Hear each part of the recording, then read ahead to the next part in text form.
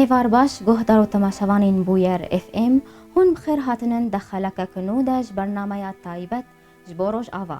کو ام لسر انسیاتیف مبادره بوروش آوای کردستانی با آخفن نرخاندنی بکن.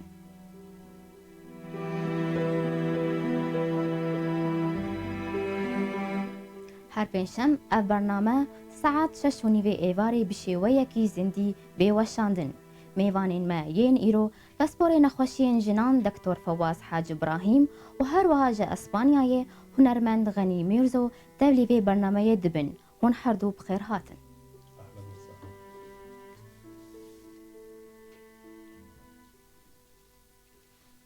شغل دكتور فواز يكم برستكم انسياتي فواز بوروج آوا كنجي دسبيكر انجام قوهاتن ورقرتن خودي مبري مهكي اعلان كر انه نخش راس العين مهاجر هاجري نخش كبس غلام بهاجرين يعني شعبا مي ميفاني متين حسيب ام بمقاسات اوان حسيان بايش هواناج مال اخو اقتلاع بون بشكل كي تعسفي وظلمك مظن لوان هات واهلي مني فاقل شيء ام تختور بانكر هوالي ما واز يكجي يعول اسخوازم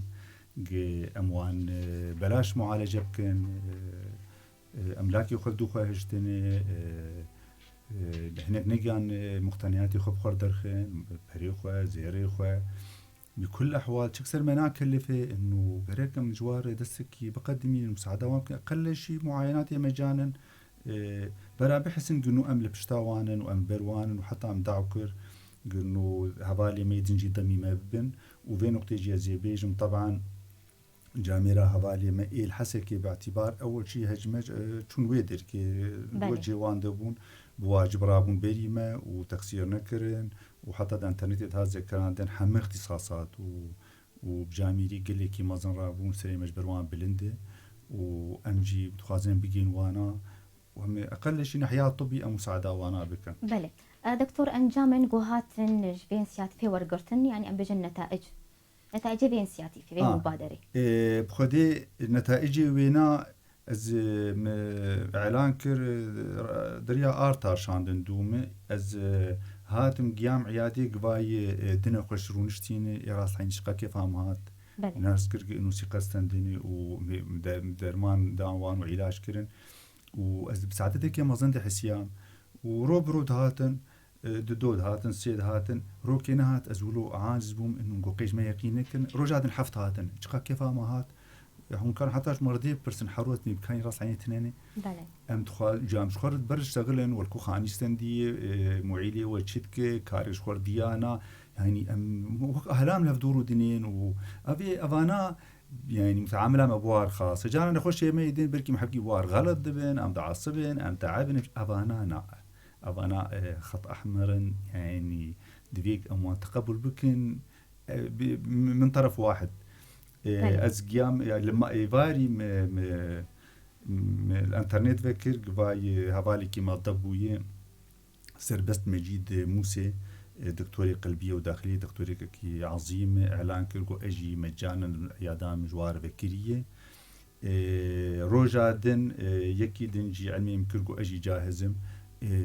تليفونا ارتا دايم قو اعلانا بك دكتوري اطفالا خالد ابراهيم دكتوري كي قال لك آدمي وباشا حالات فردي براسي مديتن واسخوازما وهوالي مجي اعلان بكن نخوش كي والله شو مجن دكتور محمد علي حسين مقول راس عيني مش منسن دي قال كي باش ورائع بس متخوازن انه اعلان بك دكتور عالم زانبن انه وان مجانا ودكتوري ما يخيرهن وباشن وقال لك بله دكتور تشاو داس بين سياتي فكر باش داربون تكلين بوارا تشيبون تواصل كي بواربون والله ايمي مش جنب خد سبيكر ك از دكتور كي كردم وبريقشيم انسان ابوان ده حسن تكسر منا كلف يعني نمعقول المخيمات دار نشتي بن يا المدرسه كي نشتي بن وبربوارتن وننصر دكتوره ونوام فرجن بله حقيقه ما هي زي دي ولو يعني افنا نتشتك تكسر منا كلف ام دهن غشاد بينن ايمي عادي وام حفطاد نافرجي بينن مجانا دو سؤال ودي جواب ام برحتي ما ظن دي حسن قاوا مواد بينن رجاق ناينا ما عاجز بن رجاق تيم براسي مقلكي مرتاحن ام تخوازن قم جوار بقدمينن حتى ام اقتراح كير انه اعلام يما سواء بوير سواء ارتا لجانا بشكل خدي مصداقي وشعبا ما خير وباشن وسر شو بوها طار هنا عالم قال لك خير وباشن مقو عول السر ما تختورها بقرن حركي جمد ما يد روج يومي خو تبرع ببه جدر معنا رشيل زاروكار بيجين فان مخيمات بالضبط تجور لازمه ناحية تدفي أي بنلج مولح جوار بقدمين طبعا أزانم إنه إدارة ذات جوار تخسير ناكد قدمينه كردستان جوار شاحنات شاندن أزانم جمعيات هنا حتى آمي جمعية ما بوير نفسي جمعيات رجعوا بينجي حزار تبرعات كرن جارك دوار شون بدركي وجوار المواد برن شون سر مدرسة حركات جمع لازم يعني ذين بكم. بله دكتور أرمان جواز بين سياتي شو هدفها ميج أم دميري خبر يحين أم تشكي مقابلي ملتي خرابن بحسن إنه نتني انهيار نبن إنه شعبوان بشوانه وأمكارن يعني أم تختار أقل شيء علاج جوار بقدمين مجانا أم دميري خبر يحين أم زان يعني قافا يرو أم قوميام الجماشيرين قوميام الشعبية ما يعني بالنهاية ما تذكر قوميا خب بحقيقين أف شعبايا انهيار نبي برا بحسه أم البشوان قركم زيدي يقولوا البشوان سكن يعني بله يعني حتى يعني جينا قوتي دكتورك حكي عائلات يبي مخيمات أبينا مالي وشواغل شيء بنجي منازعين على الجمع يعني شو الشغلة العظيمة يعني قافا أم شعبك يحين وأم دبي أم خرجي حياتي قرك أم بحركن وأم قارن وتكسر منها كلفة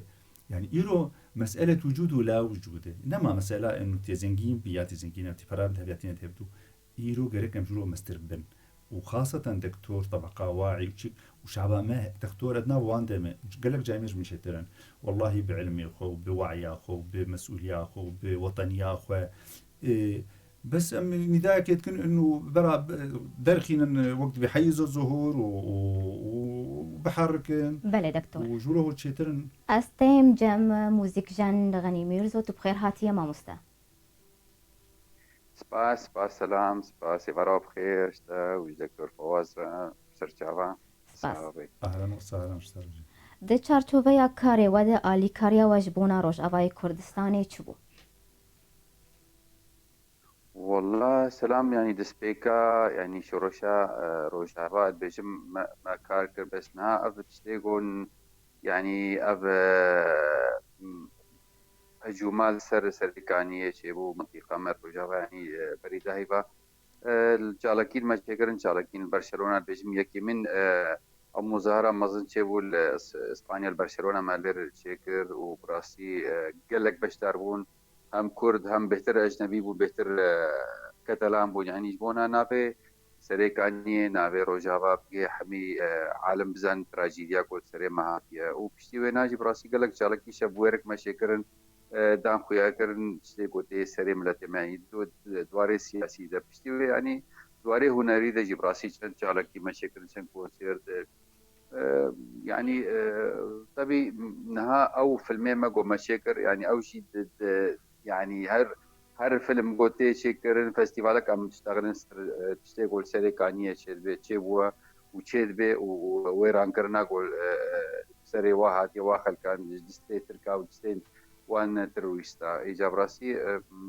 ابم بدري ام هندكم براسي كرد بس ام بهترم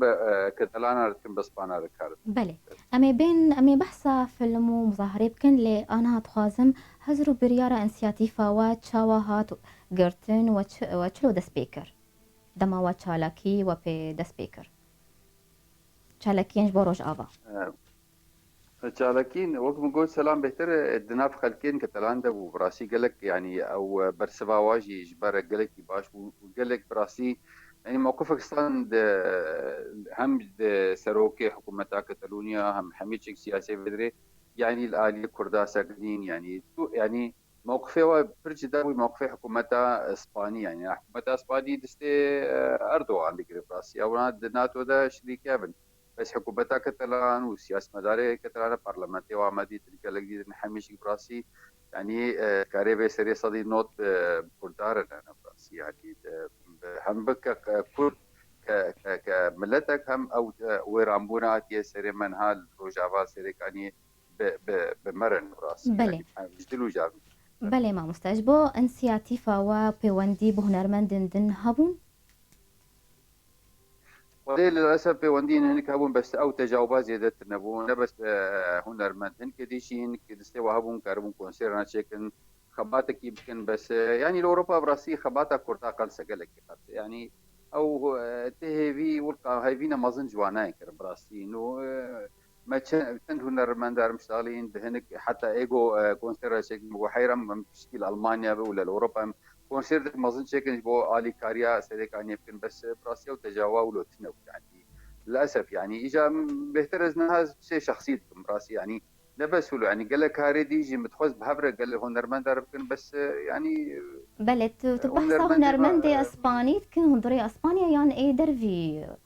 درفي اسبانيا نا ايه بهتر بحسا ايه كرد كر بس نهب ايه اسباني رب الراسيه متشنا دكن يعني باسبانيا بله دكن حتى ب اوروبي رجي هنك هنا يعني هنك كارنا بهبره بكن جبو بيشاروجي مكاربن الي كارين بكن جبونا جباخ باك سارة براسي يعني حتى ام كونسير بكن ام فالا كوتش الي كارينها تستجينها باك سارة دبي سرمايه دبي فقيرتي ده زحم يعني كونسير ما بكير شينا براسي يعني دبي يك وك دكتور وسعاده وا دكتور اسا مالاوا بعد في وقت زحمت كونو كاربن جوا نخوشاره هم عيني جوا نصين هم ما جواره فايده يعني امجي كاربن كم هنرمند كورت حميشك بشكريا فاربنا فقيره بشبرز كونا بله از فکرم جم دکتور فواز کی سپانسریه و انسیاتیفه بو و دستك د چره خصنين هاتن يعني ناف دولتي هريمي كمساعدة كمنظمات محلية ودولتي بريا نمشتر بو ايمي مبادرة مي فردي بو يعني بله. از ارتا فكر جو والله قال لك نازح كتني بنيتك بيش باكي بله جو كردي مي اي اوروبا جوار تبرع بونه جبو شباكا وجبو دريا جو يعني بيديش راسا تليفون كم جو اخي ايمي از كجم خواز اعلان دكم ازي وان مجانا علاج بكم انا كام دينا دي بحطا مهكي ومقوقافا مقو مهكي يعني نين والله مهكو روك يانا بركي بقارن جيخوة مقو بركي امن الفربين امزان شوطع چه دبي ان كافاي مهم خلاص بوي ابي ان كازي بمسيمي هدن دريشكر بله سيمي يعني حتى مشكلة ولو بي وعم العيادة خو بنا استمرار بكن خاصة ايه مخيماتها بري مداكي جمعية ميسون خيرية هات زماني خد بري صالك بيس كردا بوانج بودن محتاج العرضي ماي هات نقول دكتور تي اخذ مرضيتن يعني يا حرام يعني بخجلك تحسيها كانوا باركي المتكي عجب المعاي لي انا دكتور وان بيشن ايه مخيمات ام قاقطي دينن شقيبلي ميتي وان ايه راس العيني مجانا يعني اشعري قال لك حسيا منه الانسان هاني هاتي يجبو غيني خير يخو صور ديك ازقلكي بيت اسير بوم ختم كر موقعا مداني وكوباني وعفرين جبو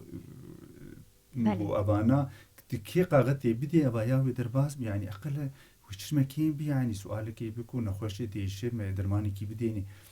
فرجعت شاندو مي ارتاغو كان يا مبادرات ما جو اخي جا ام دعودكين هوالي ما يدنجي ضم بين وايه حسكي جاميرا بلي ما روجا عولد شون مدرسة وشون مخيماتها وشون شولي وشون الحديقة رازابون تخسير نكن حم اختصاصاتها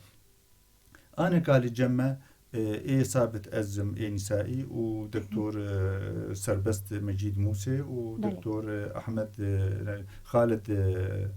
ايه اطفاله مقابل مشفى خالد ابراهيم مقابل مشفى نافذه حمد علي حسين مش نخشى بيز انه فردي وان استقبال فراج وان ناستينه دكتور شعباس بيش تغلم ايه شعبا دكتور مصطفى عبد الكريم وحالا كي المدرسة كي نخشك وبيجمتك واهلا وسهلا بس متخوازن اعلان بك مشكلة عام خديه مستشفيات بحركن يعني يابس على التكليف يبغى نار ماشيين المساعدة ممكن حطاني كاربن ويرجي دكتوري مشفى رحمي ايه مخدر ازديت محمد سعيد قلتهم بادرات ذكر كيف فهمتي وامجي جاهزا جامر سرخو تقدير اخذ بيش كتغبيب جواز مساعد موان مجانا نسحب خانستينم فشعبا ما خير انه هنا بس هم تخازن بحركن اعلان بكن عالم بريحن بكل رياحه بي دكتور انسياتيفا ومهك بو هنا بردوام به نفهم قد مجوز مدين جوان كمان كرسي مهيدن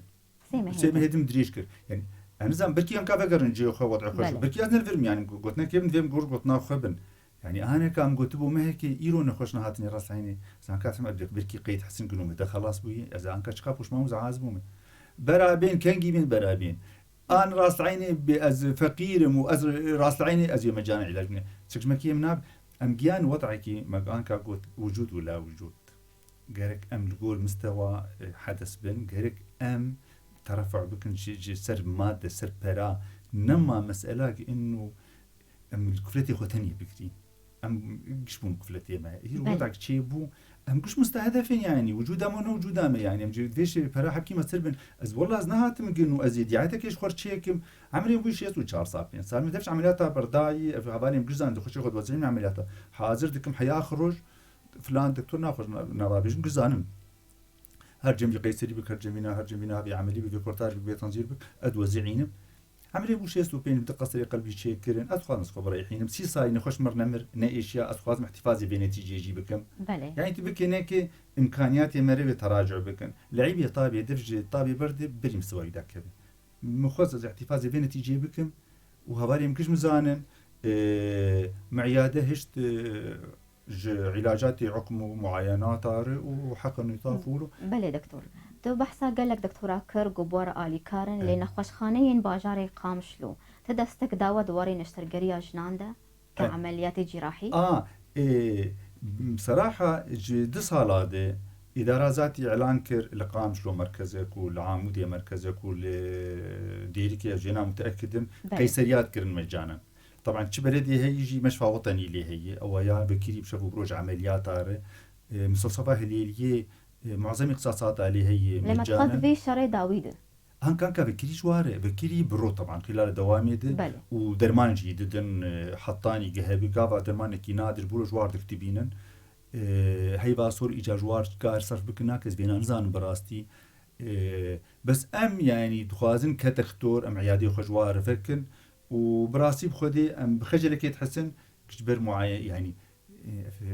تشكينها قدمينا نبنا تشتكي يعني هانكا مقوك هر دكتورك مالك خيماك تبني بك وشواغر مر هبن جبو لاجئينا بله دكتور امي هرن جم ما مستغني وانو دست في حملتاكم كرنا آلاوين موزيكي بو پنابرن لروج آوای كردستاني وباشوري كردستاني بو كامبادا تجمر بحسبك ما مستغني براسية في حملة سلام بري شغلي دصالة دس بيكر ما تبي تديت جارا بري شغل كمي صالة كي شغلي نيزيكي 400 ماني بس نا حملة دي جي بردوامة شغلي دصات آلتي نايا متخصن نوجي بي 400 نهاد بري حفتي كما برشلونة الكتالونيا ما دس بيكر وحملة بشكل كي رسمي يعني ما بلاكر بلاقش بو مسألة سرصالي قال لك البدري مدد بشتارت يعني عادي كارت بله ويعني بيجم بهتري وان وامور موسيقي وآلات بهتر ورن كتم بينك لما بركس سر كامبين كردما سرك يعني شيء كامبيغو الباشورة او كامبين الروجافا يعني بين يعني زاروكي جوج موسيقي حزبكي وكارب الآلات كي توازي بعض ما دياري بكن وكيف خوش حتى أمي هبالو دوست بروفيسورا أمي يعني بحاول بالي كارياوا زاروكنا بيربك الموسيقى يعني وزاروكي جوش برزبون بربي فرماني براسي. بله. حملة ما بردوام يعني بيجم حتى صالكي صالاجي بردوام بيه بحملها. بله دكتور حتى صالكي بردوام بوقف حملة طيبة شكامبارية. الحملة براسيش كامبارة وبهترج تبيش كامبا ويعني كاريبي سري صدي حشتيش كردي مروجا باره تيج الباشور كامبي باشور او تشل كردي مروجا افا يعني يعني نقلات محامي يعني روجافا وانسترومنت بس كان براسي كم بروجيكت مال كامبي كردي روجافا الباشور الدهوكي ولا الهوليري هن كان يعني براسي او قبليات موسيقي هنا بقلك زارو بقلك شيء يعني بكسرت انه بعل من انسترومنت يعني انه يعني أنا كنت بزحمتي يعني آلتك موسيقي بكر براس كمان بي ولا اور بي ولا زنبور بي ولا شيء يعني بشكي بها يعني سركسي فقير زحمته براس يعني بلي يعني بالاخص نهاد بزحمتي هذا في شري هذا براس بلي أمينا بركة بستيون بقرن برسيخو جار كدون بخير هاتن جهدار وتماشبانين بوير اف ام بخلقا نوش برنامج طيبات جبوروج آفا دكتور فواز دقيرانا إيريشا تركي دا روشين هري زيدا وسردانا ودكرن حالتي هري زيدا ناف جنادا خدي أغلبي وانا التهابات إيش بلي وإيش هالالتهابات أصلا بري موجودة ومع الأسف قال لك هذا مجي يعني حقينا يندر ومزمنة ودمينة وسرفي سرمي وسرفي شيكي قروختر دبي فقابا قما جوار قوتي تين معظم يوان إيه التهابات بوارن إيه شيء إيه نزوف إيه شغلة طبعا إيه تهديد إسقاط إيه جبر واناهر كيم حالاتي عقم دوانادي طبعا إجاز معلمي عقم يعني بلي ويروج جحسك دكتوري كي هبار كيمي مسيحي نخشك جمرشان دبو جوانا معينة لنا نصن طبعا وما أوطن منان جو جير كتبو يحقن نطاف صار لازم تو فواز براش ترشيك مگو قابا لازم به أمي بشعري خوش ترشيكن بس تي بيحقني تي حمل ببي وأسراري أزانم قابا دنيا بيجيز بيم يك مشتغل يقول تور ماسنجر مرت تشتغل نز تختوري جميلات رجاوام بينجي ودو حزار نز هر لحظة ساعة تاوان جوابينم ودروج يدنا تابعين حتى ماسنجر خاص خلاصكم إيكم دبي بقول بينسر خاص سؤال وجواب جوار لازمن دريا وانا مرشتغلي جو طيب از بيم عيادي از نخشك جراس العيني مي بالاصل مگو تي بي و تي مجانا بصورتي خوبين تحيلي خوبين حالات كيم ايه عقما بس اغلبيه وان ايه التهابات انا و ام شخو واثق نجنم هاتني خسروان بعالمين ام تحدي اكبر مستوى عالمي كنت عقم وسقاطات ومحاضراتي مهنه ومقلق اسرار هنا هشتنا مدام ناخستنا وهذا يمكن زان نتائج يعني بله دكتور أمي بين دي سر الشر داوي آلاوين بيويس قلوا بيدا ندبون وهاول ددا علي كارج دزقها جي بيجيش كانوا ور بقرن يعني أم بيجن أدواتي قد جمع بيدا ندبون وتخصنج منظمات تاج دكتورين دن أنا حاليا يعني لجورج أم خرجين أنا كوجم بام دا قديم يعني إما أم بري سي سالس خارجيمه فتشتيق ما بريد خواست أو صرت شغل موجودا يكو موجود تشتي عيادي موجودا اختصاصاتي فرعي جيشيبن براستي أنا كمثلا تخازن طفل بو جمع بوفره تنا طفل انبوب بمستواك قركي باش أم تخازن المنطقة ما عمليات القلب شيبن نرن داخل وإيش عسكرية ترسو إيه نكالهر وإيش فقيرتي فتطور تم لازم عملياتي فرعي إيه مناظيرة لازما اما بلاد السرنجي خسكينيه مكاري خد كنجي رح كشتك موجودين تنا مناظير بوليه حتى مناظير ركبيه هن وجراحي ما ماهرا تختوري ما متميزا تختوري ما مجرد قال كر بدايتها في ازمه سوري بري 4 ساله خورتك ضعيف عمري 16 سال اورتاد فصيله مسلح علقي سياحي 6 قولي انفجاري انشطاري زكيكت فتصور رقم بلزكي بتقى حتى انا كاهين بينجي شزيه بتوچك دكبدنه فبصور مجالزك شو بوبو شر خلاص بو عالمي او اسعاف كرن بير مستشفيات سي تختور لي هاتن هبدو جمع الي هفكرن جراح وخينداني خورتايا باعجوبه انقاذ بو فتصور يعني سنتين لازم تجي فحص بك بيشتي دمها شو تركي جم تختوركي جامعة تختوري أخو بكمليني وجبوان شظايا كبد إيه تختوري تكلمة عجي ما يشون قازوي بله دكتور بو أم دربي مجاري در نكفن دالي درمانا و وچ پیش کش ذكرو كي بور آلي كاربو شو آلي درمانا درمان قش موجودة سواء دريا كرسان يرتي أو دريا داخل رتي إدارة ذاتي جودك مازن ديك المهم درمان متوفرا وحتى مستشفاك قلب والعين شيكر نجبو قصرة قلبي بأسعار الرمزي براستي وكفاءات عالي قصرة قلبي شيدكن حمت الجمع موجودة اختصاصات معينة لازم نجمرو بس درمان نقوش بو بشري داويج بو بخلكي زحم بيجن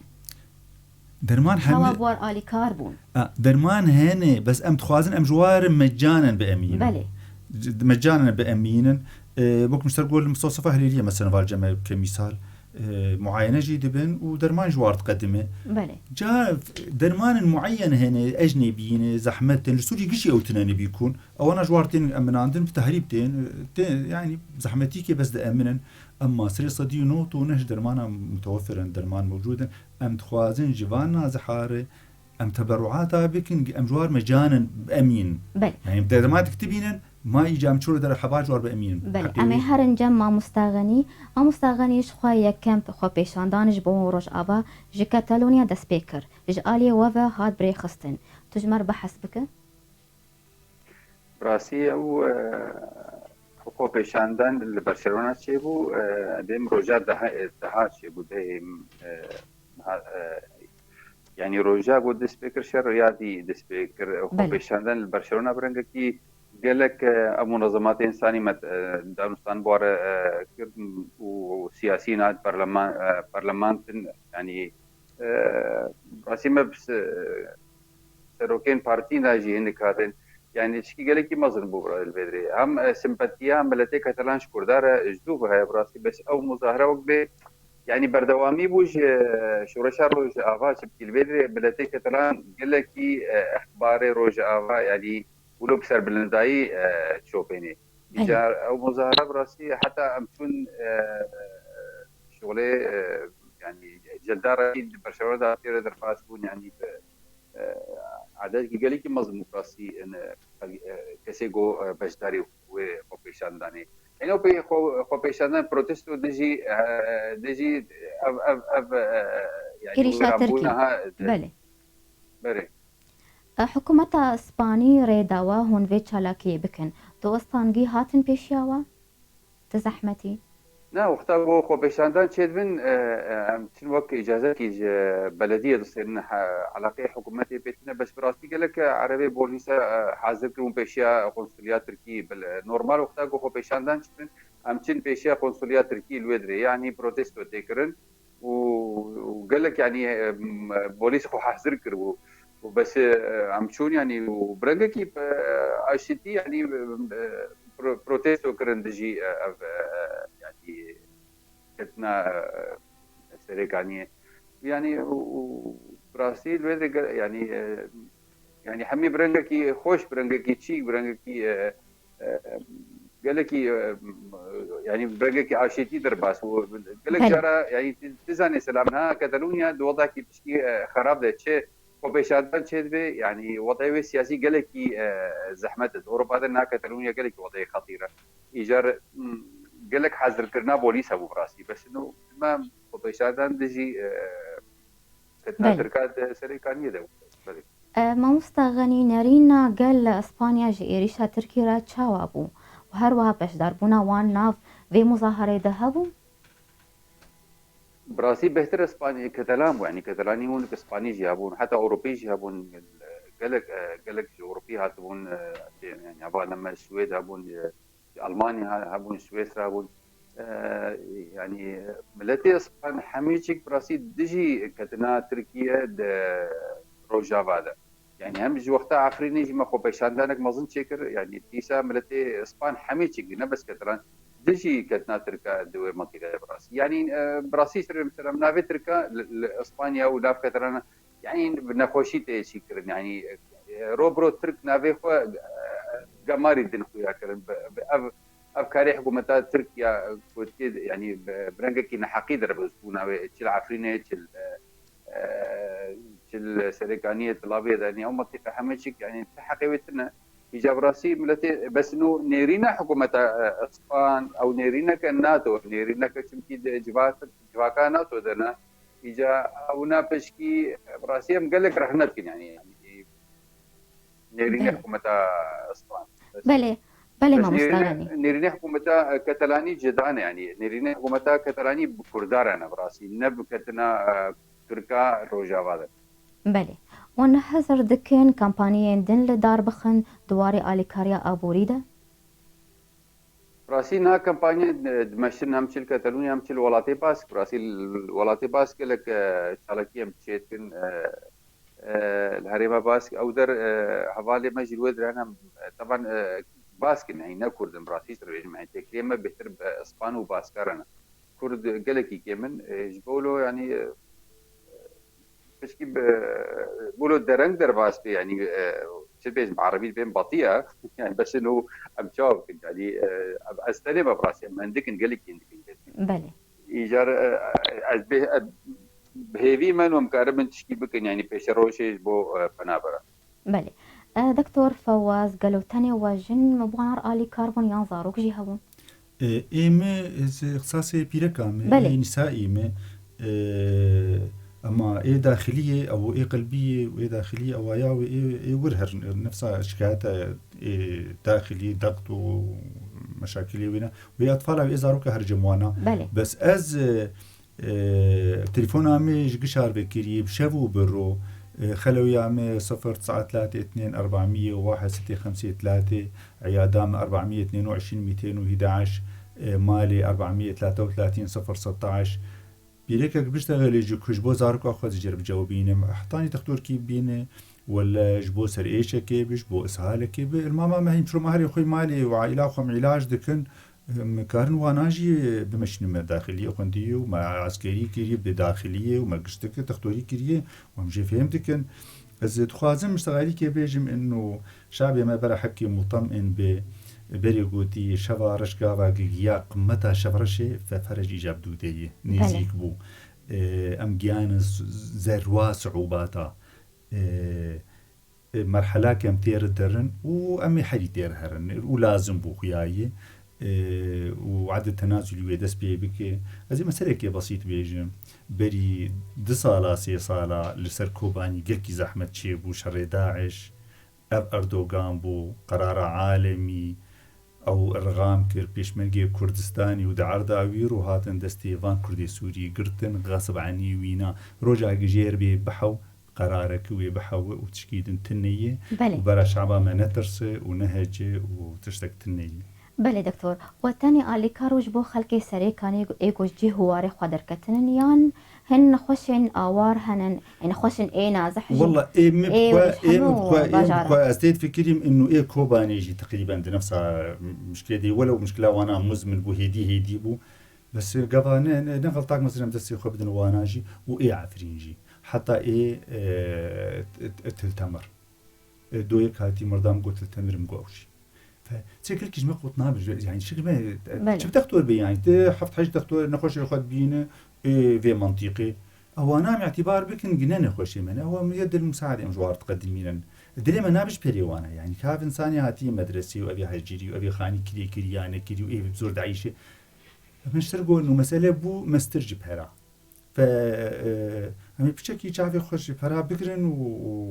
ودريك طبقات دكتور جالك بحرك بري قشي بس طبعا نفس الشيء حمد شيء تاخذن صيدليات تاخذن تجارات تاخذن ج اهل الصناعه تاخذن هم قش كردن وحركه واجبي خرابه ومساهمه خرابه وحطات شيء كهرباء قابا جنبي مشابك يحين جالك ام قول يشتغل يبن يعني معناها خو بنخرج حياتنا شعوب قشكتن عرضين مآسي جرات نقول ألمانيا غربية حرب عالمية ألمانيا سقفة كي ساقطة نمابو بس أحسن دولة جرابو روح التحدي جموان هيبو قرابن فأم كرد شعبك حيا ومقابلات تطور الجمع هي خديم لأي أبسط إنسان جاز دينار مش قبلا خديمي أمي قابلات تطور الجمع هي أوروبيا بيتر بله يعني شعبا ما حرام بشكي وشعبا مناشك شعبا ما ذكية وثقتك ما هي نيزيك ويستمكي خوكش بسكنة وأوضاع عنك خوش ويشيبن بله دكتور ما مستغني فيلمك واجي خلات ورقرتبو كورت فيلم بو أم لسر فيلم ونفروكا واجي وخلاتا واجي هناكي بآخرين بله فيلم سالا شوي ما تشكر بلغ فيلم والسر طبعا أولا فيلم براسي بيش تجريبوش جي بروجيكتي ما ديسبيكري بروجيكتي براسي نبس برهف كرنا على سلام هو ما تخص وقت شورشكي هنري تشي بكن روجاوا يعني او بچك آزادی جمع شبو بچك نو كرد غان دمكي فتركي حقي خواستان بتخوست انه يعني او زحمتي جو ذهين امزرو فيها خد انه آلات نبون وفرقه موسيقى يعني تجربه ما قالك بروجا هذا انه فرقه موسيقى دائما ما نقرب نوروزا تشيك ولا شعيه تشيك دائما يعني هم بوليسنا دشتليا يعني زحمتي الكردا قالك ابو دواري كانوا نريده إجا ما تخص وقت شورشكي بآلات يعني آلات شيء كما ينهل البروجا هذا يعني راسي شيء مش قامش لو دسبيكر سريكانيه ديركي عمودي شون حتى كوباني يجي براسي ما آلات برن يعني حمي باجاري كردا حسكي ما برن يعني إجا ما تخص يجي بردوام بيج بو آلات زيادة بيج بو زاروك موسيقى حزب كن هنري حزب كن براسي يعني هم اوروبا سلام المانيا هر زاروك اجباري دي موسيقى بكوني او نجبو بي موسيقى بان او نجبو موسيقى هنر انساني فاقش انساني قنش انساني دلي وا حنوني شيتكن يعني انسانك بيرفكت شيتكن وقت بيجي ما تخص يعني فلسفه هاني فلسفه جوجل فيلسوف سرشتاري نوبريا موسيقى انسان باش بتخص برهف كرنا بقراتا وانينا وروجا براسي بيك بينا وهم اجبو تادا كردي بيش كي براسي موسيقى كردي بيش كي تمكي ام وضع قالك خرابنا جاء فيلم بيش ديريا في حركه حموش كيبو فيلم ملقامشلو تشيكر تصويره كي والقامشلو يعني بنا تصدفتي ونا وقتها قوم تشون كوباني براسيم سريكاني رشيبون وين مخرجي اكي ارجنتيني عم سريكاني ساكنين وراسي كان صوره ديماني جمان سريكاني جا ويروجن بحثوات كانوا تشاوا دي تشل سريكاني ويوقت مشاوا تشا ارامي ابو تشخوش بو ونها تشو رامون تشو ونها سريكاني يعني براسي للاسف تراجيديا ما كردا ما ظن يعني ويرامبونا سريكاني إجا فيلم أفشوليس داهي سايب فستيفال بشتاركو فيلم خلاطة بشي الأرجنتين ستاند وخلاطة دول المكسيك ستاند والبرشلونة سي خلاصاندن والبيلباو جي والهريما باسك جي خلاطك ستاند وبري حفتيكي البرشلونة خلاطك قالك مزنستان أو خلاط جناف شخصات فيلمي بلقى فيلم أو باشتري بلقى فيلم هذا اختيار كريم راسي وبريد سيرو جاجي خلاتك ديجي المدريد ستان خلاتا ما في مروفان اي دنيايد الفستيفالي ما في مروفان مدريد تشبو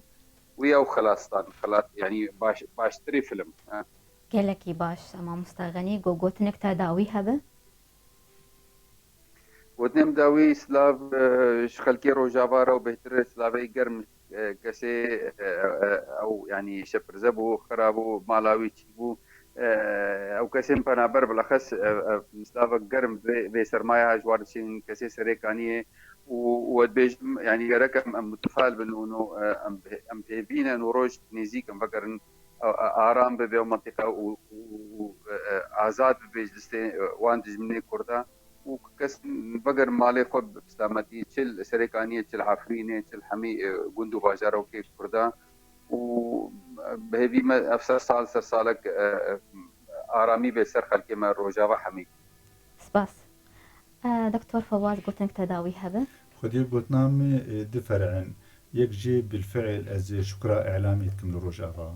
حمل نقاط السلبية در دخول دسي خداتين سلبينا وتحركينه ونتائج نقلكي مازنج دوفيناتي اب اعلامه حر قل لك جياتنا اب اعلامه هاني مآسي در دخينه وحيز الظهور وعلاجات شير تقدمن واتخوازم قل سر دكتورة چند اعلامية ولو بقرن انه دعو بكن ايكي كاربي واعلان بك وخلقية معالجة بك حتى مشافي جي نقطات دوا اتخوازم تهنئة جي كردي سوير بشينم بواشنطن بوست حرصالي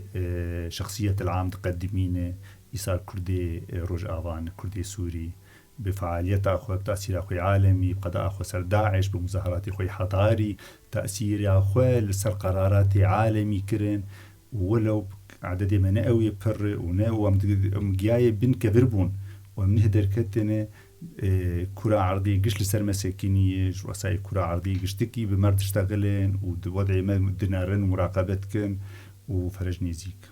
قالك سباس دكتور يوتبو ميواني ما يا أهلا وسهلا جوارج. ام هاتن داویا خلک خوان بهوین و دمک خوش مردار باز کرن. سپاسیا هر کسی گل ما گهدار کرد ما تماشا کرد. سپاسیا میوانی خود کم دکتور فواز حاج ابراهیم و سپاسیا میوانی خود کم جا اسپانیا هنرمند غنی میرزو. حتی جارگدن پیشمگدن